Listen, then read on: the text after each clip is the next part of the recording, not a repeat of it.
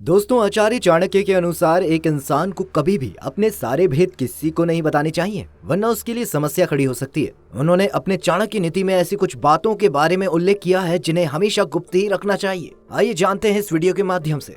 सबसे पहली बात है, अपने दुख को हर किसी के साथ नहीं बांटना। आज के समय में जहाँ हर इंसान किसी न किसी बात से दुखी रहता है, ऐसे में आचार्य चाणक्य का कहना है कि पुरुषों को अपना दुख किसी के साथ नहीं बांटना चाहिए। अगर वो हर किसी से अपने दुख का रोना रोते हैं तो लोग उसे कमजोर समझने लगते हैं। इतना ही नहीं, ये स्वार्थी समाज उसकी मदद करना तो दूर बल्कि उल्टा उसका मजाक बनाने लगता है। ऐसे में उसे अपने दुखों से बाहर आने का रास्ता खुद ही ढूंढ लेना चाहिए, वही ज्यादा बेहतर रहेगा।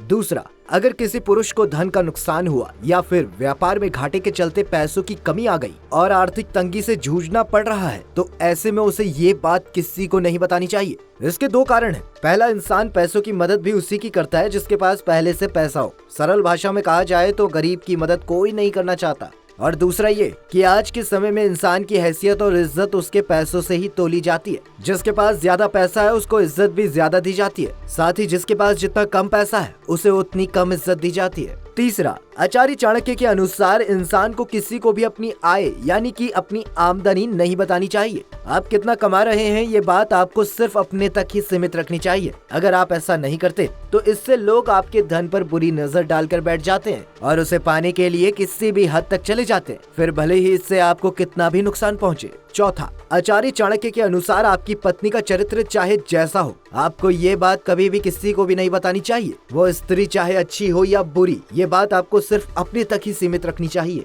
मान लीजिए दुर्भाग्यवश आपको खराब चरित्र वाली पत्नी मिल जाती है जिसे ना आपकी चिंता हो और ना ही आपके परिवार वालों की। ऐसे में आपको उसकी गंदी आदतों का ढिंढोरा नहीं पीटना चाहिए, क्योंकि उस स्त्री से आपका और आपके परिवार का सम्मान जुड़ा होता है। ऐसा करने से पूरे समाज में आपकी ही बदनामी होती है। वहीं दोस्तों, वैसे तो हमारे हिंदू धर्म में 33 कोटि देवी देवता बताए गए हैं, लेकिन हर इंसान अलग अलग देवी देवताओं को मानता है और उसी के अनुसार उनकी पूजा करता है। हमारे शास्त्रों में अलग अलग भगवानों के लिए अलग अलग मंत्र और पूजा विधि बताई गई है। ऐसे में आचार्य चाणक्य ये कहते हैं कि अपने इष्ट की पूजा करते समय आप किस मंत्र का जाप करते हैं ये बात आपको गुप्त रखनी चाहिए। भूल कर भी इसका जिक्र किसी से भी नहीं करना चाहिए, वरना आपको हानि हो सकती है। छठवां, अगर किसी व्यक्ति ने आपकी बेइज्जती की हो या फिर आपको बुरा भला कहा हो तो ये बात आपको किसी को भी नहीं बतानी चाहिए, क्योंकि हो सकता है कि दोस्त के भेष में बैठा व्यक्ति आपका कोई दुश्मन हो और भविष्य में वो इस बात का फायदा उठा ले और आपको ऐसा नुकसान पहुंचा दे कि जिसका खामियाजा आपको जिंदगी भर भुगतना पड़े।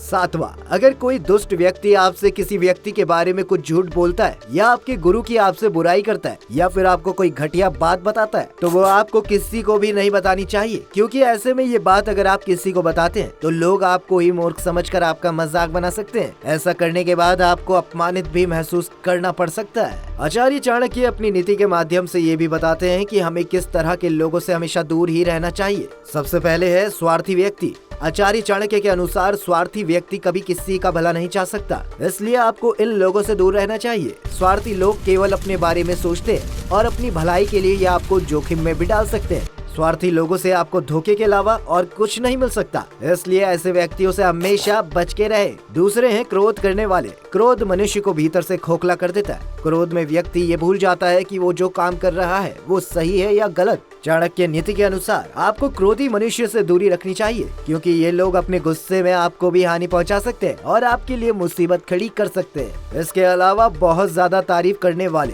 आचार्य चाणक्य के अनुसार बहुत ज्यादा तारीफ करने वाले लोग अपने लाभ के लिए अक्सर झूठी तारीफ करके अपने काम निकलवाने में लगे रहते हैं। चाणक्य जी कहते हैं कि ऐसे लोग आपके गुणों से नहीं बल्कि आपकी पद और प्रतिष्ठा से जुड़े होते हैं, इसलिए ऐसे लोगों से तो दूरी बनाकर रखें। तो दोस्तों, आज की इस वीडियो में इतना ही। आपको ये वीडियो कैसा लगा मुझे कमेंट करके जरूर बताइएगा।